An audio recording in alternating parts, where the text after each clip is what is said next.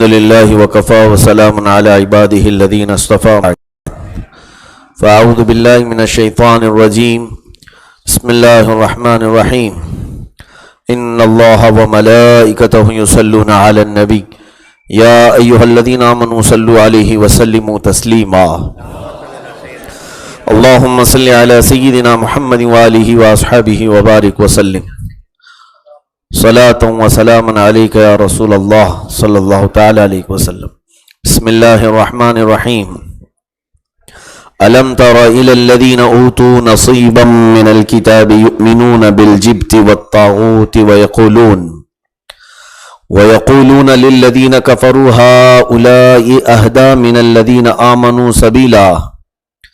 أولئك الذين لعنهم الله ومن يلعن الله فلن تجد له نصيرا. صدق اللہ مولانا العظیم. کیا تم نے وہ نہیں دیکھے جنہیں کتاب کا ایک حصہ ملا، ایمان لاتے ہیں بت پر اور شیطان پر، اور کافروں کو کہتے ہیں کہ یہ مسلمانوں سے زیادہ راہ پر ہیں. یہ ہیں جن پر اللہ نے لعنت کی، اور جسے خدا لعنت کرے تو ہرگز اس کا کوئی مددگار نہیں ہوگا. یہ دو آیتیں ہیں. ان آیات بینات میں خاص طور پر یہ عیسائیوں کے، یہودیوں کے جو اہل کتاب تھے، ان علماء کے رد میں یہ آیتیں نازل ہوئیں جو کتاب پر ایمان لانے کی بجائے مشرکین کا دل رکھنے کے لیے کفر و شرک بھی کرتے تھے. ایک بات آپ کو میں بتا دوں، اسلام آدم علیہ السلام سے ہی ہے. یہ دین جس میں وحدانیت کا تصور، اللہ کے ایک ہونے کا عقیدہ سارے نبیوں کا رہا. آدم علیہ السلام بھی اسی دین کی دعوت دینے کے لیے دنیا میں تشریف لائے، اور ان کے بعد جتنے انبیاء کرام علیہ السلام آتے رہے، سبھوں نے شرک اور کفر اور بت پرستی کے خلاف محاذ چھیڑا، اور پھر لوگوں کو راہ حق پر لانے کے لیے پوری زندگی انہوں نے صرف فرمائی. ان میں ہر زمانے میں ایمان والے لوگ بھی رہے، ایسا نہیں کہ سارے کے سارے کافر ہی رہتے تھے. ہر نبی کے کچھ نہ کچھ ایمان والے امتی ضرور ہوا کرتے. تو جن نبیوں کو کتاب دی گئی ہے، جیسے موسیٰ علیہ السلام کو تورات دی گئی ہے، داؤد علیہ السلام کو زبور دی گئی ہے، عیسیٰ علیہ السلام کو انجیل دی گئی ہے، تو ان کے جو ایمان والے ساتھی رہے ان کو اہل کتاب کہتے ہیں. اہل کتاب کا مطلب کتاب والے لوگ. جیسے ہمیں بھی اللہ رب العزت نے کتاب عطا فرمائی اور قرآن عظیم ہمارے نبی صلی اللہ علیہ وسلم کو عطا کی، لیکن میسج سب کس کے لیے ہے؟ حضور کی امت کے لیے. تو اہل کتاب جو ہیں وہ یہودی بھی تھے، عیسائی بھی تھے، وہ بھی اہل کتاب ہے، کیونکہ وہ کتاب کو ماننے والے لوگ ہیں. دیکھیں دنیا میں اگر آپ دیکھیں گے تو جو دین پائے جاتے ہیں، جو ریلیجین، جو مذاہب پائے جاتے ہیں، اس میں دو طرح کے مذہب ہیں. ایک وہ ہے جو انت وشواس، یعنی بغیر کسی بیس کے بس ایسی ہی ان کا عقیدہ بن گیا ہے، چل رہا ہے. ان کے پاس کوئی لا نہیں، کوئی سسٹم نہیں، کوئی کتاب نہیں، کوئی شریعت نہیں. لیکن کچھ ادیان ایسے ہیں جن کا پورا سسٹم ہے، لا ہے. ان میں سب سے بہترین سسٹم اور پوری زندگی کے شعبوں کو گھیرا ہوا نظام اگر ہے تو اسلام ہے، جس میں مکمل ایک ضابطۂ حیات ہے. یعنی زندگی گزارنے کے لیے جس چیز کی بھی ضرورت پڑے گی، اسلام وہ تمہیں مسئلہ حل کر کے دینے کو تیار ہے. کوئی بھی شعبہ اس میں خالی نہیں. گویا کہ مطلب جیسے ایک ملک چلانے کے لیے سمویدھان کی ضرورت ہوتی ہے، قانون کی ضرورت ہوتی ہے. ملک کے چلانے کے لیے لا بنتے ہیں، اس میں کرمنل لا بھی بنتے ہیں، بچوں کے لا بنتے ہیں، عورتوں کے لا بنتے ہیں، بوڑھوں کے بنتے ہیں، تجارت کے ہیں، اور اس کے علاوہ لین دین کے معاملات کے، نکاح، طلاق، عدت، باقی جتنے بھی کرائمز ہیں، جرائم، سب کے متعلق لا بنائے جاتے، تبھی ایک ملک چلتا ہے. اور پھر اس میں حذف و اضافہ بھی ہوتا رہتا ہے اس لا میں. جیسے ابھی بل پاس کرتے ہیں پارلیمنٹ میں بیٹھ کر کے، ایک نیا قانون بنایا جاتا ہے تو ایک ملک چلانے کے لیے. اور آپ کو قربان جانا چاہیے اس مذہب مقدس پر. اسلام میں اللہ عز و جل نے پوری قیامت تک آنے والے لوگوں کے لیے ایک ہی قانون کی کتاب عطا فرمائے، اس میں کوئی حذف و اضافے کی ضرورت بھی نہیں کہ پارلیمنٹ میں بیٹھ کر کے سارے علماء، یعنی آج سمجھ لیں 1,00,000 علماء بھی بیٹھ کر کانفرنس کر کے ایک آیت کو گھٹانا چاہیں تو نہیں گھٹا سکیں گے، نہ بڑھانا چاہیں تو بڑھا بھی نہیں سکیں، اس کے آرٹیکلز محفوظ ہیں قرآن عظیم کے۔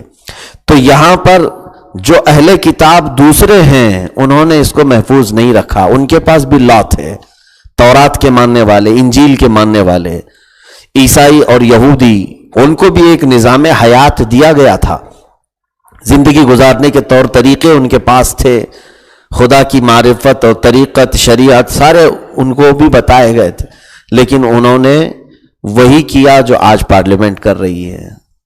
کیا کیا؟ بڑے بڑے پیسے والے بیٹھ کر کے کبھی تورات میں سے گھٹا دیا، کبھی بڑھا دیا، جیسے ابھی یہی تو پورا وبال چل رہا ہے نا کہ 1947 کے بعد سے لے کر 1950 میں 1950 میں ہمارے ہندوستان کے پورے لا ترتیب پا گئے تھے پورے ملک کے تقریباً، پھر دھیرے دھیرے اس میں بڑھتے گئے، لیکن ایک محفوظ قانون کا، بلکہ آج پورے ورلڈ میں، دنیا میں ڈیموکریسی کے اعتبار سے دیکھا جائے، جمہوریت کے اعتبار سے، تو سب سے پاورفل اور سب سے بڑا جمہوری ملک ہمارا ہندوستان ہے۔ اتنی بڑی جمہوریت ہے جس کے اندر، اور اتنے یعنی کروڑوں لوگوں کو لے کر کے چلنے والا قانون بنایا گیا ہے، تو ظاہر سی بات ہے اب اس میں حذف و اضافہ جو کیا جا رہا ہے، یہی کام یہود اور عیسائی علماء نے پیسہ لے کر کے کیا تھا، خاص لوگوں کو راضی کرنے کے لیے۔ کچھ لوگوں کو راضی کرنا ہے، کچھ لوگوں کو نکالنا ہے، اس کے لیے انہوں نے کہاں چھیڑ چھاڑ کی؟ ڈائریکٹ اللہ کی کتابوں میں چھیڑ چھاڑ شروع کی، اور ان کے رد میں اللہ تعالیٰ نے قرآن میں آیت نازل فرما دیا، ان کا چہرہ سب کو بتا دیا کہ یہ بکاؤ لوگ ہیں اور کسی کے بھی ہاتھ میں بک سکتے ہیں۔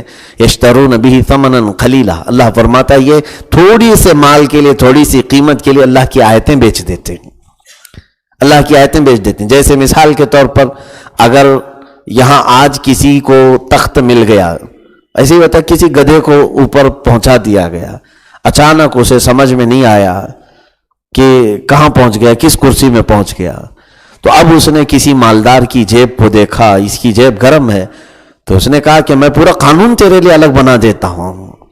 یہی ہو رہا ہے کہ آج مخصوص لوگ تخت پر بیٹھے اور پھر مخصوص مالداروں کے لیے، پورے ملک جانتا ہے، 1-2 کمپنیوں کے لیے ساری کمپنیوں کو بند کرنے پر بھی یہ تلے ہوئے ہیں، اور ان کے لیے یہ الگ سے قانون بھی پاس کریں گے کہ تمہارے 100 گنا معاف ہیں۔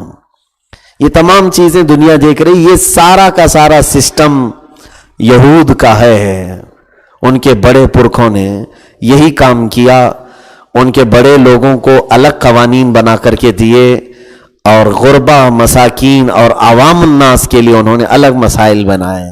اہل کتاب یہی کرتے رہے، اور اسی وجہ سے اللہ رب العزت نے ان پر غضب بھی فرمایا اور ان پر لعنت بھی فرمائی، وہ آیتوں کو چھپا بھی دیتے تھے۔ اسی کو منوسمرتی کہا جاتا ہے، منوواد، جو یہاں پر RSS بھی چاہتی ہے کہ یہاں پر ایک طبقے کی حکومت ہو، صرف ایک ہی طبقے کے لوگ، اعلیٰ ذات والے لوگ، وہی لوگ راج کر سکیں، وہی لوگ جی سکیں، باقی سب غلامی۔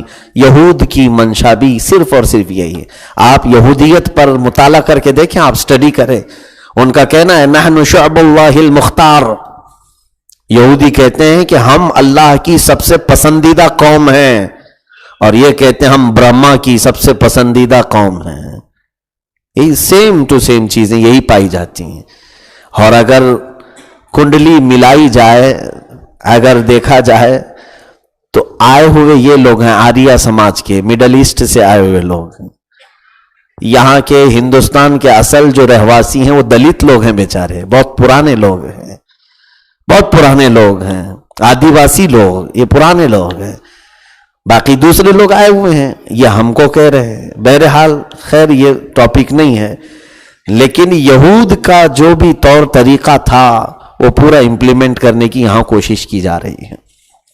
ان کا کہنا یہ ہے، میں اس پر بارہا کہتا ہوں کہ یہودیوں پر جو بھی بولتا ہے اس کے خلاف سخت نظریے ڈالتے ہیں، سختیاں اس کے ساتھ ہوتی ہیں، اور میں نے محسوس بھی کیا ہے، لیکن میں اس چیز کا خوف نہیں رکھتا۔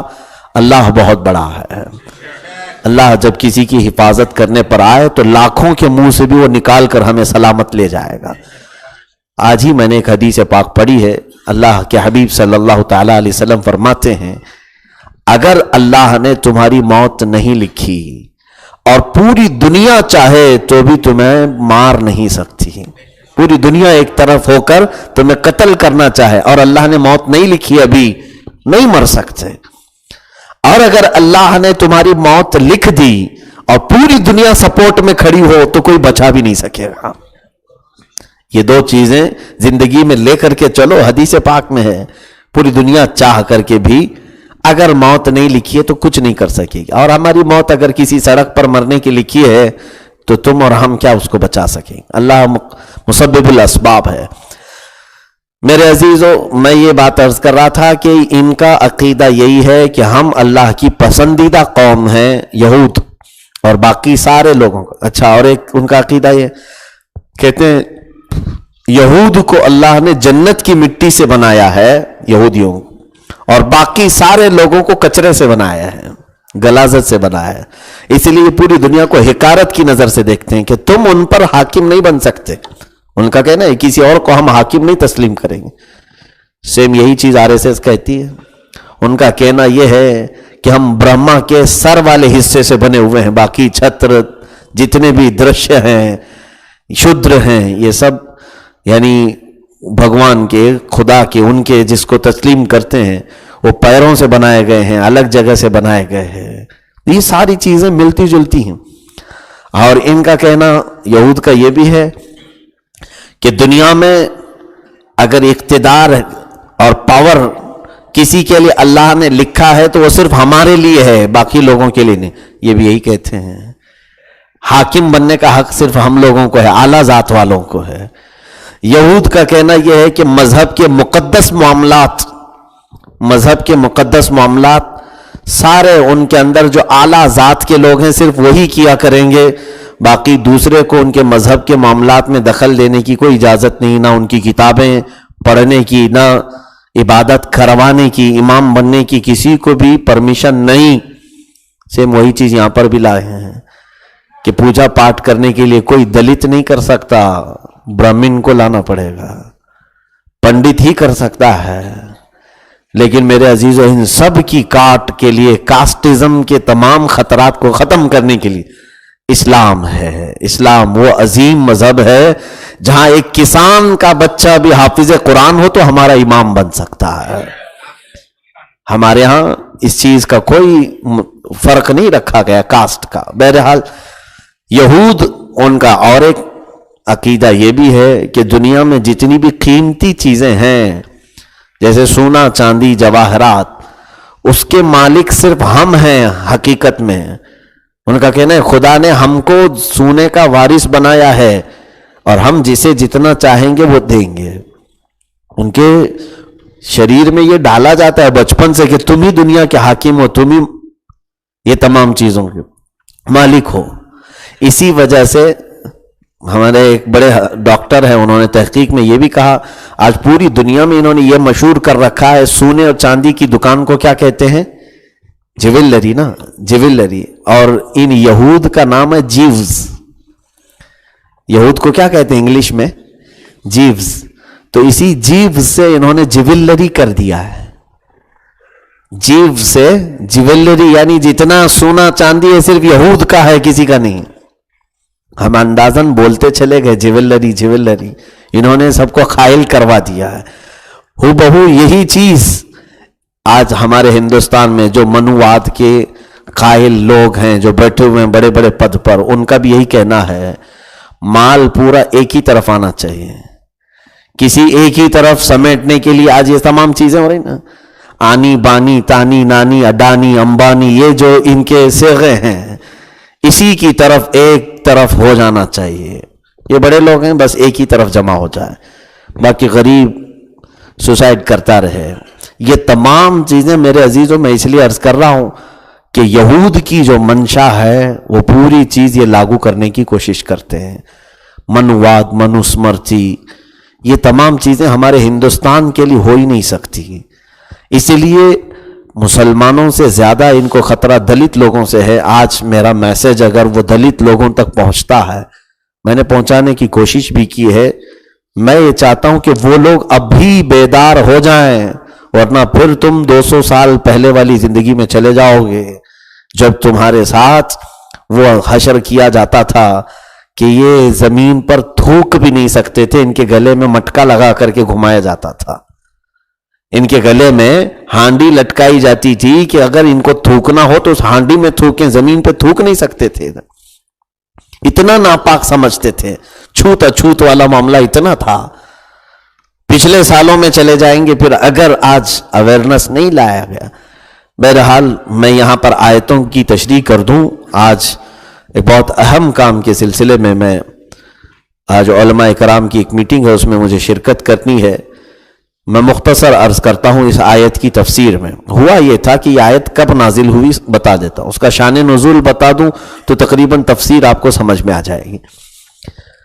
یہودیوں سے حضور اکرم صلی اللہ تعالی علیہ وسلم نے ایک ایگریمنٹ کیا تھا، معاہدہ. کیسا معاہدہ؟ کہ وہ مدینے میں رہ رہے تھے.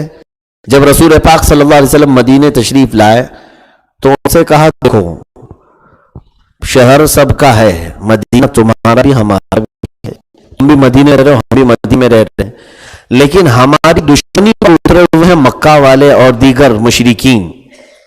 اب مجھے بتائیے دو کامن جماعتیں مل سکتی ہیں کہ نہیں مل سکتی؟ مثال کے طور پر کالج آپ کی بھی وہی ہے، میری بھی وہی کالج ہے، تو ہم کسی بھی طرح سے ایک دوسرے کے قریب ہو جائیں گے. جہاں سے آپ پڑھ رہے ہیں وہیں سے میں بھی پڑھا ہوں، دوستی ہو ہی جاتی ہے. دو طرح کے کامن لوگوں میں ہونا یہ چاہیے تھا کہ یہود نے جب یہ دیکھا کہ وہ بھی کتاب والے ہیں، وہ بھی نبیوں والے ہیں، اور محمد صلی اللہ علیہ وسلم بھی کتاب والے ہیں اور وہ بھی نبی ہیں، دو کامن جماعتیں. اور مشرکین جو مکہ کے تھے وہ نہ کسی نبی کو مانتے تھے نہ خدا کو مانتے تھے، وہ تو بتوں کے پجاری تھے. آج بھی جو عیسائی ہیں، آج بھی جو یہودی ہیں، یہ بتوں کی پوجا کو نہیں مانتے. ان کے عقیدے میں آج بھی نہیں ہے، لیکن یہ ہے کہ کسی جگہ جاتے ہیں تو کر لے جاتے ہیں، کرتے ہیں یہ، لیکن ان کے عقیدے میں نہیں ہے، پوجا پاٹ نہیں، جائز نہیں ہے آج بھی یہود اور عیسائیوں کے مذہب میں. تو اس وقت ہوا یہ تھا کہ حضور صلی اللہ علیہ وسلم نے فرمایا کہ یہودی اہل کتاب ہیں، یہ کتاب پڑھے ہوئے لوگ ہیں، اللہ کی کتاب ہے ان کے پاس، تو ہم کیوں نہ ان کے ساتھ ایگریمنٹ کر لیں کہ جب بھی مدینے پر کوئی چڑھائی کرے، کوئی حملہ کرے تو تم ساتھ میں رہو گے ملک کی حفاظت کے لیے، ہمارے شہر مدینہ کی حفاظت کے لیے تم ساتھ میں رہو. ان کا ساتھ نہیں دو گے جو دشمن باہر سے آئے گا. ہو سکتا ہے کہ نہیں؟ مثال کے طور پر ہندوستان میں آج ہندو بھی ہیں، مسلم بھی ہیں، سکھ بھی ہیں، عیسائی بھی ہیں، سارے لوگ ہیں، ہم لوگ ہیں. اب ہم لوگ اگر سارے لوگ جمع ہو کر کے ایک جگہ طے کر لیں کہ کوئی بھی پڑوسی ملک ہمارے ملک پر حملہ کرے گا تو ہم چاروں مل کر کے اس کا دفاع کریں گے، یہ صحیح ہے کہ نہیں ہے؟ ہر ملک یہ کرتا ہے، اور یہ سب سے پہلے رسول کریم صلی اللہ علیہ وسلم نے کیا. مدینہ کی یہودیوں کو بلا کر ایگریمنٹ کیا، ہو گیا ایگریمنٹ. اب جنگ احد ہوئی. جنگ احد میں کیا ہوا تھا وہ آپ تفصیل سن چکے ہیں تفسیر میں، کہ مکہ والے آئے. شروع میں حضور صلی اللہ علیہ وسلم کے صحابہ نے ان کو مار بھگایا، لیکن ایک تھوڑی سی خطا جو صحابہ کی ہوئی جس کی وجہ سے وہ بھاگے ہوئے کافر پھر پلٹ آئے اور پھر مسلمانوں کا انہوں نے بڑا نقصان کیا. 70 صحابہ کی شہادت ہوئی اور وہ جیتی ہوئی جنگ شکست میں تبدیل ہوئی تھی جنگ احد میں. تو جنگ احد میں یہ معاملہ ہوا تو اب جو مدینے کے یہودی تھے، حسد تو دل میں تھا ہی ان کے حضور کے خلاف، ایگریمنٹ کر چکے تھے الگ بات ہے، تو ان کو ایسا لگنے لگا کہ اب محمد اور ان کے ساتھی کمزور پڑ چکے ہیں، ان کو ابھی سے ختم کر دینا چاہیے، نہیں تو بڑا مشکل کریں گے ہمارے لیے. یہ بڑھتے جا رہے ہیں، ابھی سے ان کو ختم کر دیں ہم تو ٹھیک ہے. تو انہوں نے کیا کیا، تیسری جنگ ہونے سے قبل، پہلی جنگ ہوئی تھی جنگ بدر، دوسری ہوئی تھی جنگ احد، تیسری ہو رہی تھی جنگ خندق.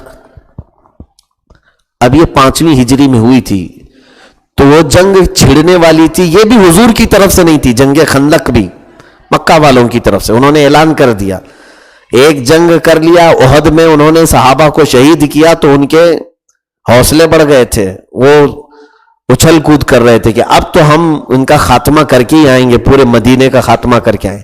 بہت بھاری تعداد کو جمع کر لیا مکہ والوں نے، بہت بھاری تعداد کو جمع کر لیا، آس پاس کے شہروں کے جتنے قبیلے تھے سب کو جمع کر لیا.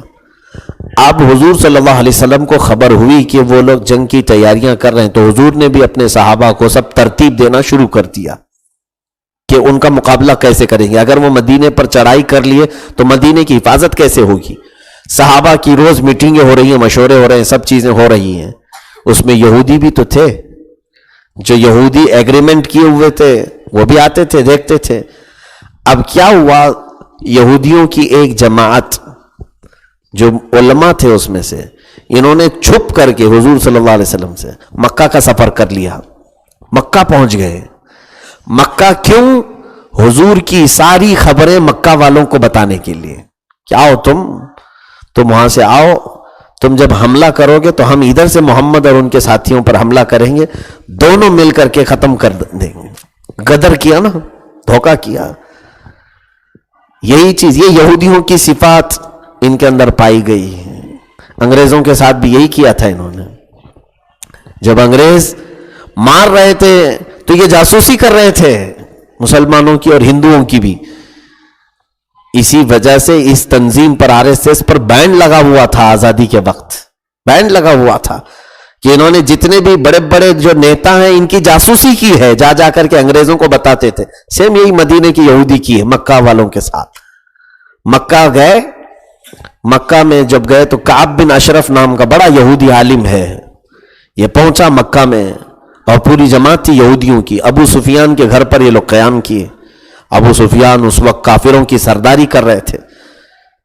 تو ان لوگوں نے دیکھا کہ مدینے سے یہودی آئے ہوئے ہیں، یہ ضرور کچھ خبریں لائے ہوں گے. تو مکہ والوں نے بہت آؤ بھگت کی، ان کی بہت استقبال کیا. دشمن کا دشمن دوست ہو جاتا ہے. تو یہودی بھی حضور کے دشمن تھے اور یہ لوگ خود بھی دشمن تھے، تو دونوں دشمن ایک حمام میں سب ننگے ہو گئے. پہنچے اور یہودیوں کا بہت شاندار استقبال کیا انہوں نے، کھانا پانی ساری چیزیں کرنے کے بعد اب انہوں نے پوچھا بتائیے کیا ہے. تو کعب بن اشرف جو یہودی عالم تھا اس نے کہا کہ میں مدینے کی ساری خبریں لایا ہوں کہ محمد اور ان کے ساتھی کیا کیا پلان بنا رہے ہیں. دیکھیں یہ بہت بڑا جرم ہے. ملٹری کے جو راز ہوتے ہیں وہ باہر نکالنا موت کی سزا ہے ہر ملک میں.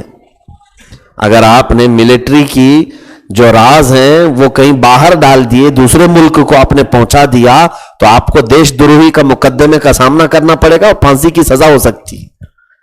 یہی کام یہودیوں نے کیا. ایگریمنٹ حضور سے کیا ہے، لیکن حضور نے جو تنظیمیں ترتیب دی تھی کہ مدینے کی حفاظت کے لیے کیا کیا کرنا ہے، یہ ساری خبریں لے جا کر کے یہودی مکہ والوں کے پاس بیٹھ گئے. دعوت کھائے، کھانا کھانے کے بعد سب بتائے کہ ایسے ایسے ایسے ساری ترتیبیں ہو رہی ہیں. لیکن دیکھو مکہ کے مشرکین چالاک تھے، بڑے چالاک تھے. ان مشرکین وہ سارے بتوں کے پجاری تھے. ان لوگوں نے آخر میں کیا کہا آپس میں، ایک بات سوچنے کی ہے، محمد بھی کتاب والے ہیں اور یہ یہودی بھی کتاب والے ہیں، ہم تو دونوں کتابوں کو نہیں مانتے. کہیں ایسا تو نہیں کہ ہم جب مقابلے میں آ جائیں تو یہ دونوں کتاب والے ایک ہو جائیں اور ہم کو پھنسا دیں. تو یہ یہودی بھی اہل کتاب ہے نا. تو ابو سفیان نے پوچھ لیا اے کعب بن اشرف سے، وہ بڑا ان کا عالم تھا، کہا کہ تم بڑے عالم ہو، ہمیں یہ بتاؤ تم بھی اہل کتاب ہو اور محمد بھی اہل کتاب ہیں، اگر تم پر ہم کیسے یقین کریں کہ تم جو خبریں لائے ہو بالکل سچی ہیں، کیسے ہم یقین کریں. اس نے قسمیں کھائی، وہ یہودی عالم پوری خدا کی جتنی قسمیں تھی سب کھا لیا. اس کا بھی ذکر آیا ہے قرآن میں. اس کے بعد اس نے کہا کہ اچھا ایک مسئلہ ہمیں بتاؤ، ہم محمد سے جو لڑنے جا رہے ہیں، دیکھو مشرکین کو اتنی عقل آ گئی، لیکن جس کے دل میں حسد ہوتا ہے وہ کتاب پڑھ کر کے بھی گمراہ ہوتا ہے. اللہ کی کتاب تھی یہودیوں کے پاس، تورات انجیل. ان سے مشرکین نے یہ پوچھا کہ اچھا آپ بھی کتاب والے ہو، محمد بھی کتاب والے ہیں، آپ اچھی طرح سے سمجھ سکتے ہیں، تم پڑھے لکھے آدمی ہو، ہم نے کچھ بھی پڑھا نہیں. وہ جاہل تھے مکہ والے، پڑھے لکھے لوگ نہیں تھے. ہم نے کوئی کتاب نہیں پڑھی ہے، لیکن ایک مسئلہ آپ سے پوچھتے ہیں. ہم محمد سے جو لڑ رہے ہیں، محمد سے جو مقابلہ کر رہے ہیں، آپ پڑھے لکھے ہو، بیچ میں آئے ہو، آپ ہمیں یہ بتاؤ کہ ہم حق پر ہیں کہ محمد حق پر ہے؟ اس نے سوال کیا. کون؟ مشرکین کا لیڈر، مشرکین کافروں کا لیڈر ابو سفیان. اس وقت وہ ایمان لائے ہوئے نہیں تھے. تب اس نے کعب بن اشرف جو یہودی عالم تھا، اس نے پوچھا. اب ظاہر سی بات ہے جواب کیا دینا چاہیے تھا اس کو. یہ ایسا عالم بیٹھا ہوا تھا یہودیوں کا جس نے تورات میں بھی میرے آقا کی نشانیاں پڑھی ہیں، انجیل میں بھی میرے آقا کی نشانیاں پڑھی ہیں، اسے سب معلوم ہے کہ خاتم النبیین کون ہے. لیکن جب مشرکین نے پوچھا کہ ہم حق پر ہیں کہ محمد حق پر ہیں، تو اس نے پوچھا اچھا تم اپنا مذہب بتاؤ، تمہارا اپنا مذہب کیا ہے؟ تو انہوں نے کہا ہمارا مذہب یہ ہے کہ ہم حاجیوں کو پانی پلاتے ہیں، خانہ کعبہ کی حفاظت کرتے ہیں، ہمارا یہی مذہب ہے، ہم قیدیوں کو رہا کرتے ہیں. وہ مشرکین مکہ نے کہا. تھوڑی دیر وہ سجدے میں جاتا، وہ جھکتا ہے اور اس کے بعد کہتا ہے واللہ، خدا کی قسم، دونوں کو اگر میں کمپیئر کروں تو تم زیادہ حق پر ہو. اس نے کیا کہا؟ محمد سے تم زیادہ حق پر ہو. اللہ تعالیٰ یہی فرماتا ہے قرآن میں یقولون للذین کفروا ہؤلاء اہدی من الذین آمنوا. کافروں سے یہ جا کر کہتے ہیں کہ مسلمانوں سے زیادہ تم راہ پر ہو. یہ ان کی خوب اللہ تعالیٰ نے وضاحت فرمائی. یہ جا کر کے ان مشرکین سے کیا کہتے ہیں کہ تم سیدھے راستے پر ہو، تمہارا مذہب بالکل حق ہے، تم جو چل رہے ہو. جبکہ یہ خود بھی مشرکین کا رد کرتے تھے. یہ یہودی اور عیسائی تمام بتوں کے پجاریوں کے خلاف بولتے تھے کہ تم کیوں جھوٹے خداؤں کے سامنے جھکتے ہو، تورات پر ایمان لاؤ، انجیل پر ایمان لاؤ. لیکن وہ مکہ میں پہنچ کر کے کیا کہہ رہے ہیں؟ تم حق پر ہو، مسلمان گمراہ ہیں. اس کے بعد اتنے پر ہی نہیں آئے ہیں، وہ مشرکین نے کیا کیا سنیے. یہ سب چیزیں ہو سکتی ہیں میرے عزیزوں، سبق سیکھو اس چیز سے. انہوں نے کہا اچھا ٹھیک ہے، اس کا بھی ہم کیا بھروسہ کریں تمہارے اوپر؟ تم جو بول رہے ہو کہ ہم حق پر ہیں، ٹھیک ہے، اگر ہم حق پر ہیں، تم نے کتاب سے کہا نا، میں نے سوال کیا محمد حق پر ہے کہ ہم حق پر ہیں، تو تو نے کہا کہ ہم حق پر ہیں. تو ٹھیک ہے، اگر ہم حق پر ہیں تو ہمارے خدا کے سامنے تم ایک بار سجدہ کر کے دکھاؤ. تم ہی تو کہہ رہے ہو ہم حق پر ہیں. ہم جن بتوں کی عبادت کرتے ہیں، ظاہر سی بات ہے ہم حق پر ہیں. تمہارے قول کے حساب سے، تمہارے بات کے اعتبار تو سجدہ کرو تم. اس ظالم کافر نے سجدہ بھی کر لیا. اس یہودی عالم نے وہ بتوں کے سامنے سجدہ بھی کیا. کہا کہ میں لات و منات و عزا حبل ان سب کو سجدہ کرتا ہوں. سجدہ کیا. رب تعالیٰ فرماتا ہے اسی کہ یؤمنون بالجبت والطاغوت. کیا تم نہیں دیکھتے اے حبیب جن کو اللہ نے کتاب کا علم دیا، یہ بت اور شیطان پر ایمان لاتے ہیں اور سجدہ کرتے ہیں. انہی کے متعلق کہ ان کو اللہ نے کتاب کا علم دیا، لیکن ان مشرکوں کو منانے کے لیے صرف میرے نبی کے حسد میں یہ بتوں کے سامنے بھی سجدہ کر لیے. جا کر کے ان سے سجدہ کیا اور ان کو منایا. اس کے بعد وہ لوگ سجدہ کرنے کے بعد تب ان کو بھیجتے ہیں واپس. تو ٹھیک ہے جاؤ، ہم مدینے پر چڑھائی کے لیے آ رہے ہیں. پھر جنگ خندق میں ہوا کیا؟ حضور نے مدینے کے باہر پوری بڑی خندق کھود دی تھی، اتنی بڑی کہ مکہ والوں کا کوئی گھوڑا اس کو چھلانگ لگا کر کے آ بھی نہیں سکتا تھا مدینے میں. 1 مہینہ محنت کی تھی، خود حضور نے کھودا ہے. اس کے بعد جب وہ آئے تو پہلی بار انہوں نے دیکھا کہ جنگ یہ خندق کھود کر کے لڑی جا رہی ہے. عرب میں ایسی جنگ ہوتی نہیں تھی، کبھی نہیں ہوتی تھی. تو ادھر کے ادھر وہ کھڑے رہ گئے. اور پھر یہود یہ اس خام خیالی میں تھے، ہم تو سارے پلان بتا چکے ہیں مکہ والوں کو، اور ادھر وہ یہ بھی سوچتے تھے کہ محمد کو خبر بھی نہیں ہوئی ہوگی، ہم جا کر کے بھی آ گئے مکہ کو. اللہ نے میرے نبی کو عالم الغیب بنایا ہے. وہ رسول کریم صلی اللہ تعالی علیہ وسلم ہر ایک کی خبریں جانتے تھے. حضور نے صحابہ سے ساری باتیں بیان فرمائی کہ فلاں فلاں وہاں جا کر کے آئے ہیں. تو صحابہ نے کہا حضور پہلے ان سے نپٹ لیں. کہا نہیں، پہلے جنگ خندق ہو جانے دو، پھر ان کے ساتھ ہم معاملہ کریں گے. حضور نے کچھ بھی نہیں فرمایا. جنگ کیسی ہوئی جانتے ہیں آپ؟ جنگ خندق. اللہ اکبر. رب تعالیٰ نے ایسی مدد فرمائی کہ کسی کو نہ تلوار سے مقابلہ کرنے کی ضرورت پیش آئی، کچھ نہیں. اللہ نے غیب سے ایک اتنی تیز آندھی بھیجی کہ وہ کافروں کے پورے خیمے اکھڑ گئے. ان کے جانور جو جہاں بندھے تھے وہ اپنے اپنے سواروں کو لے کر بھاگنے لگے.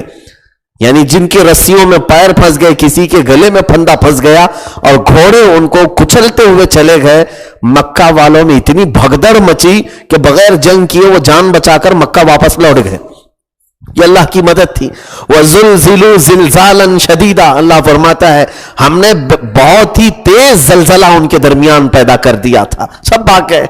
اب بچے یہ بیچ والے لوگ، نہ خدا ہی ملا، نہ وصال صنم، نہ ادھر کے رہے نہ ادھر کے رہے، کچھ نہیں ملا ان کو. یہ بتوں کی پوجا کر کے بھی آئے، بتوں والے بھی نہیں رہے، اللہ والے بھی نہیں رہے. ہاں اسی لیے کہتے ہیں دھوبی کا گدھا نہ گھر کا نہ گھاٹ کا. یہ ایک محاورہ ہے. یہ اب اپنی خیر منائیں. حضور صلی اللہ تعالی علیہ وسلم نے دوسرے دن میٹنگ لی صحابہ کی. اب ان کے ساتھ کیا کریں؟ سب طے پا گیا کہ ان کے جتنے بھی جوان ہیں انہیں قتل کر دیں، اور جو بوڑھے ہیں انہیں نکال دیں.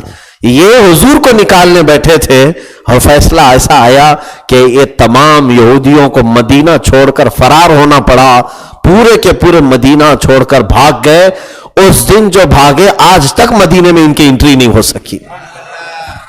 اللہ رب العزت قادر مطلق ہے. جب ظالموں کو ختم فرماتا ہے تو پھر ان کا نشان بھی باقی نہیں رکھتا. میرے عزیزو یہی خیر منائیں کہ کوئی یہ سوچے کہ ہم کو یہاں سے نکالے. اللہ تعالیٰ ایسے نکالے گا کہ دوبارہ تمہاری نسل بھی نہیں آئے گی. یہود آج بھی پلان بنا رہے ہیں اسرائیل میں بیٹھ کر کے، گریٹر اسرائیل جس کی سرحدیں مدینے تک ہوں گی. یہ نقشہ آپ دیکھیں گے گریٹر اسرائیل ڈال کر، یہ اپنے پلان اپنے دماغ میں بنا کر کے رکھے ہیں کہ اسرائیل کی سلطنت مدینے تک ہم پہنچائیں گے جہاں پہلے تھی. ان کا کہنا یہ ہے کہ ہم پہلے مدینے میں تھے، ہم وہاں تک پہنچیں گے. پہنچنے کی کوشش اب تک کر رہے ہیں. 1400 سال ہو گئے، اور تھوڑی کوشش کر لو. قریب جانے کے بعد مولا تعالیٰ پھر وہ حشر فرمائے گا تمہارے ساتھ. اس لیے کہ اللہ قرآن میں فرماتا وَاللَّهُ يَعْصِمُكَ مِنَ النَّاسِ. اے رسول اللہ تمہاری حفاظت میں لگا ہوا ہے. رسول کی حفاظت اللہ فرما رہا ہے. وہ مدینہ خراب نہیں ہوگا کیونکہ میرے آقا نے فرمایا ہے قیامت آ جائے گی، دجال پوری دنیا میں فتنہ مچائے گا لیکن مدینے میں داخل نہیں ہو پائے گا. یاجوج ماجوج آئیں گے، پوری دنیا کو چر جائیں گے لیکن مدینے میں داخل نہیں ہو پائیں گے. جب یاجوج ماجوج نہیں داخل ہو سکتے، دجال نہیں، تو پھر تم کہاں ان کی بہت چھوٹی سی اولاد ہو، نہیں داخل ہو سکو گے. پلان بنتے رہیں گے اسرائیل کے وہاں تک پھیلنے کے، لیکن یہ مسلمہ بات ہے ان لوگوں نے منافقت کی، مشرکین کی دل جوئی کی اور میرے آقا صلی اللہ علیہ وسلم کی مخالفت کی. اللہ نے ان کو ہمیشہ کے لیے راندہ بارگاہ کیا. آگے کی آیت میں فرماتا ہے مولا اولئک الذین لعنہم اللہ. یہی وہ لوگ ہیں جن پر اللہ نے لعنت کی ہے. یہی وہ لوگ ہیں جن پر اللہ نے لعنت کی. وَمَن يَلْعَنِ اللَّهُ فَلَن تَجِدَ لَهُ نَصِيرًا. اللہ فرماتا ہے جسے اللہ لعنت کر دے اس کا کوئی مددگار نہیں ہوتا.